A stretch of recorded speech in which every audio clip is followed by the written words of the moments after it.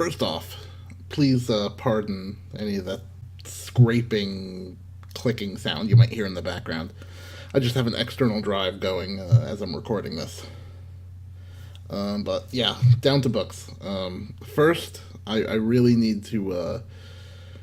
I really never thought I'd actually have to say this, but especially in so early on in my YouTube career.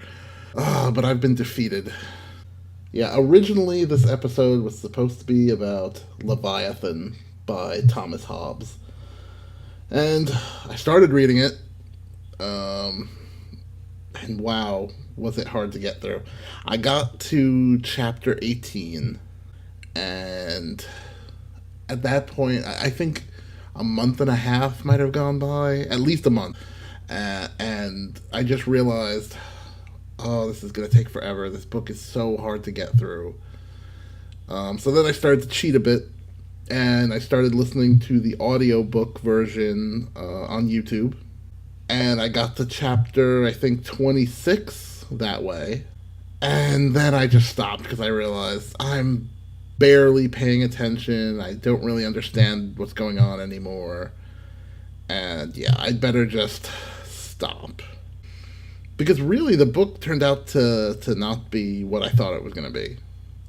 I was expecting, I was really expecting a whole political discussion, but so much of this book is about giving definitions of things. It's like the first draft of the dictionary almost. I just did not expect that going into it. I really expected to be getting, this whole discussion of politics and the nature of man. And, I would come away from the book feeling smarter and with a greater understanding of how people behaved and why societies functioned the way they did or do. But no, it was just such a hard slog to get through definition after definition after definition. And I suppose if I was taking notes along the way, maybe then I could kind of connect the dots between definition, and, draw together a point. Because ultimately, Leviathan is a very, very long essay on what government is and how they form and different types and why they, essentially where governments derive legitimacy and how they derive legitimacy. But yeah, I will someday try to go back to this, give it another try.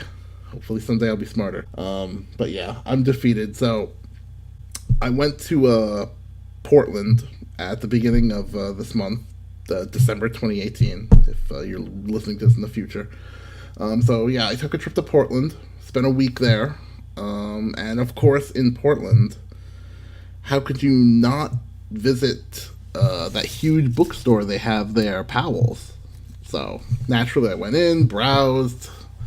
Didn't stay as long as I would like to though, because, I went there right after dinner and the stomach was rumbling, so cut my trip there short. But before I left, I did stop and pick up a book, which is going to be today's topic, True Crime Japan by Paul Murphy. Yeah, I really just kind of grabbed this off the shelf, and I'd never heard of it before. It was almost an impulse buy. It had been a while since I've read any crime, either crime novels or crime nonfiction, crime-related nonfiction. And, coming off my defeat with Leviathan, I thought, I better go for something that's one, enjoyable, and two, fairly quick, because, you fall out of the habit of reading. It's hard to, just kind of jump right back into it. So I wanted to get a book under my belt that was pretty easy, enjoyable, kind of light, which I guess is kind of a silly thing to say when I'm reading a book about true crime, but I don't know, for me it is. I enjoy the topic, and yeah, it was, and this book was kind of perfect for what I was looking for. It's, it's not too long. about 250 pages. And it's just kind of a general overview of crime in Japan. The author is a journalist who, well, I don't know if he's still a journalist, but he was a journalist from Ireland. He moved to Japan when he married a Japanese woman. So, they just set up a household there.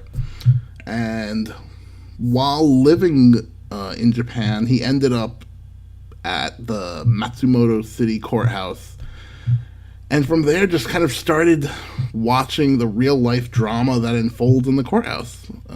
He spent, to write this book, he ended up spending a year observing the cases that kind of went through that court.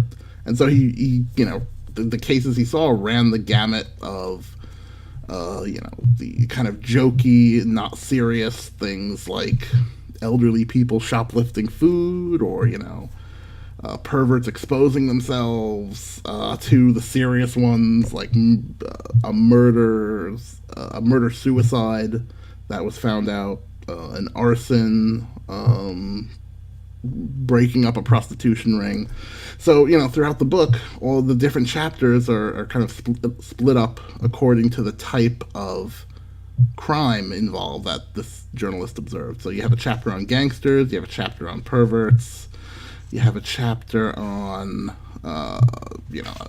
drug crime in Japan, you have a chapter on people who will confess to crimes there. There's a chapter here titled Mama's Boys, kind of about crimes that were centered around a guy and his relationship with his mother. As much as that description might sound a little lighthearted, it's actually more serious. I think two of the cases that were described in here were about elderly men who ended up snapping and then beating their even more elderly mothers to death. So, a little more serious than what you might be thinking. But, it gives you a very interesting kind of look, on a case basis, an interesting look at the kinds of crimes that occur in Japan. Interspersed through these individual cases, of course, Murphy starts going through statistics and some facts about how the Japanese justice system works. It's pretty interesting. I mean, by no means was I an expert or even a novice at understanding how crime is prosecuted in Japan when I picked up this book. I only had my kind of preconceived notion that Japanese jail was harsh, and it certainly is.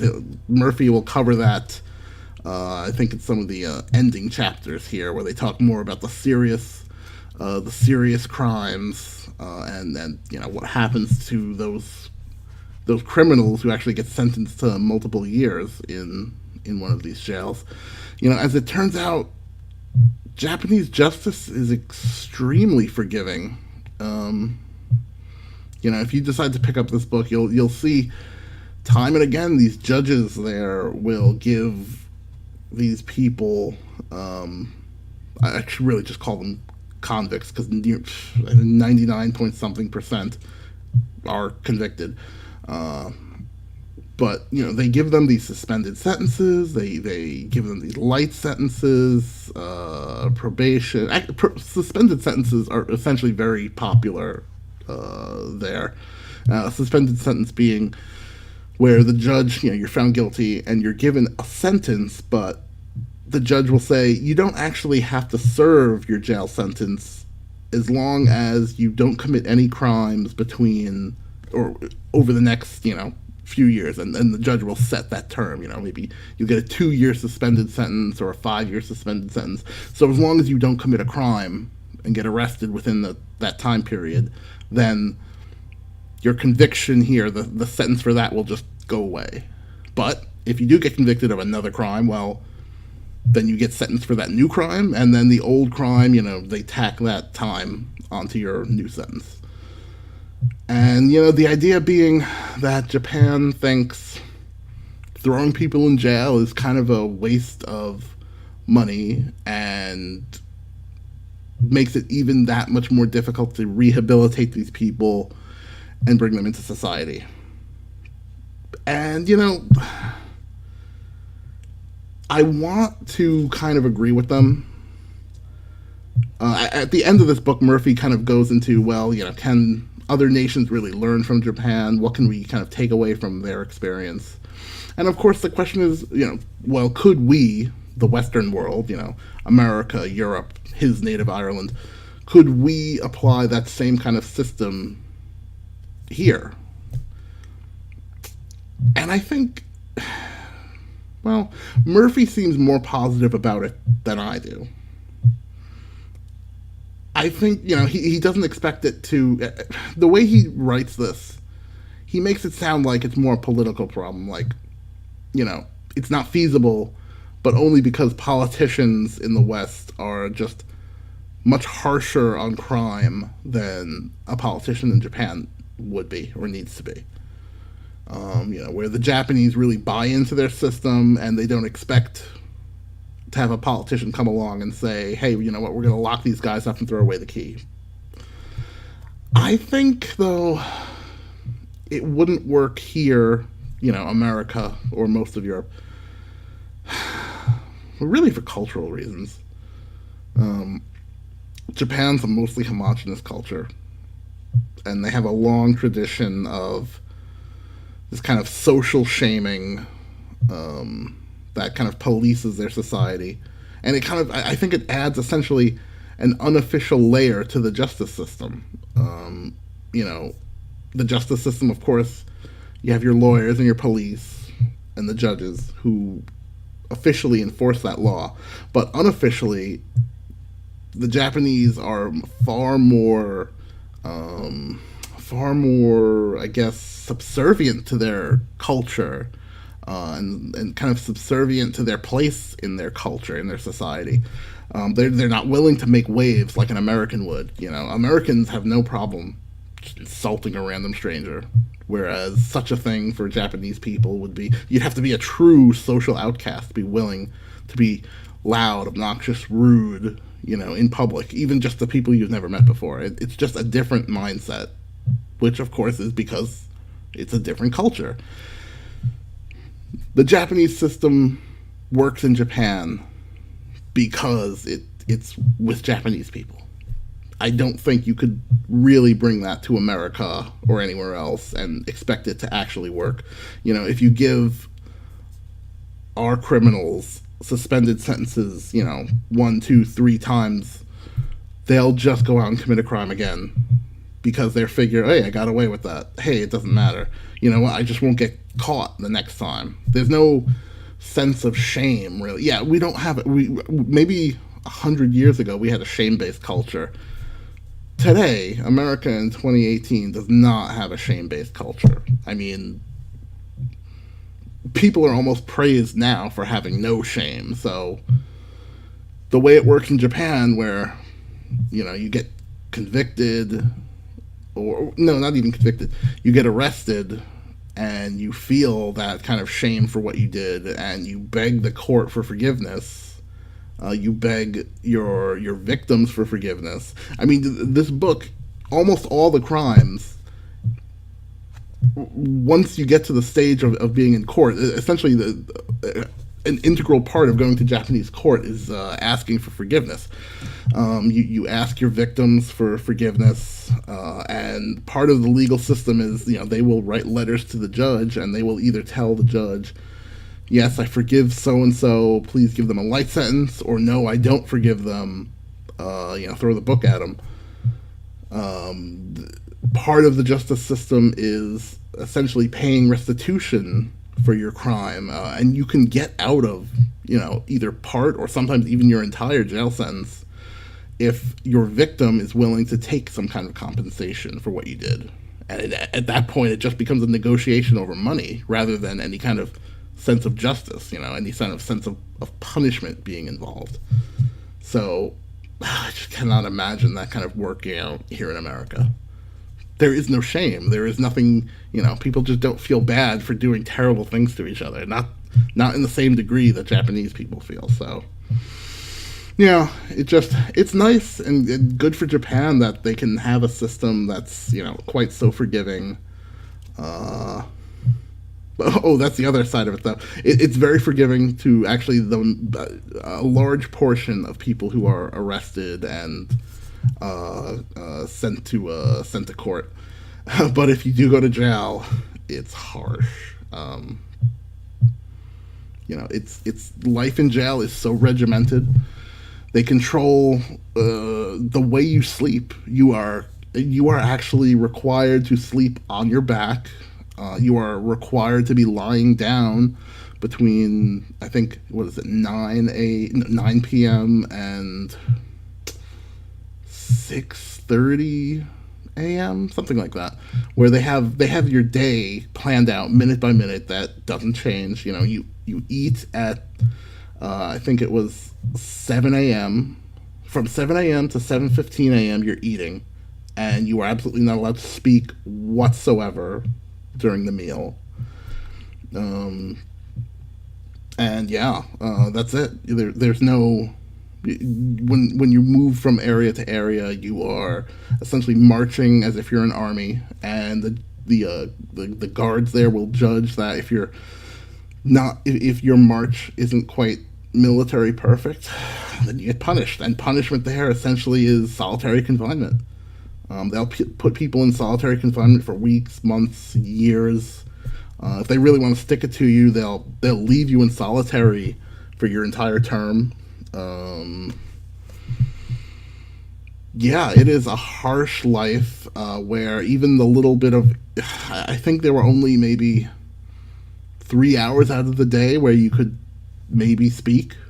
Um, yeah, it was very regimented, very difficult. With you're expected to work, and you're expected to work hard on the most mundane of tasks, I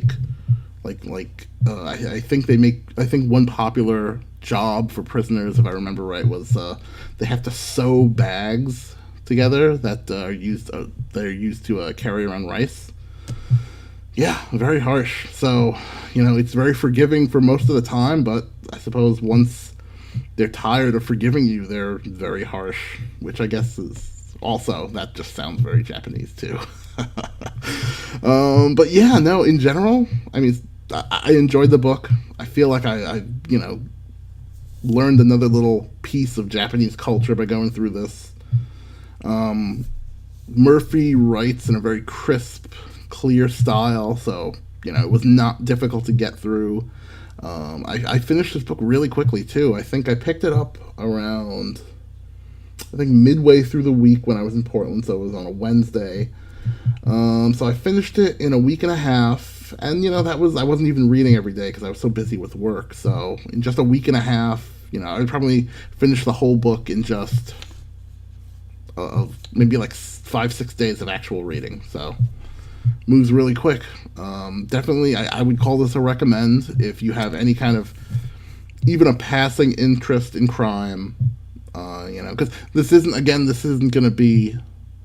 Don't expect to get some. You're not getting a narrative here. You're not getting a novel here. You're not getting like one of those TV show dramas here. So you're not getting that. This isn't a serial killer story or anything. You're getting kind of a more fact-based look at how the Japanese justice system works. And still very interesting. So if that kind of topic would interest you, definitely, pick up a copy. I'm sure there's some used ones floating around too you could find. So definitely a recommend this time.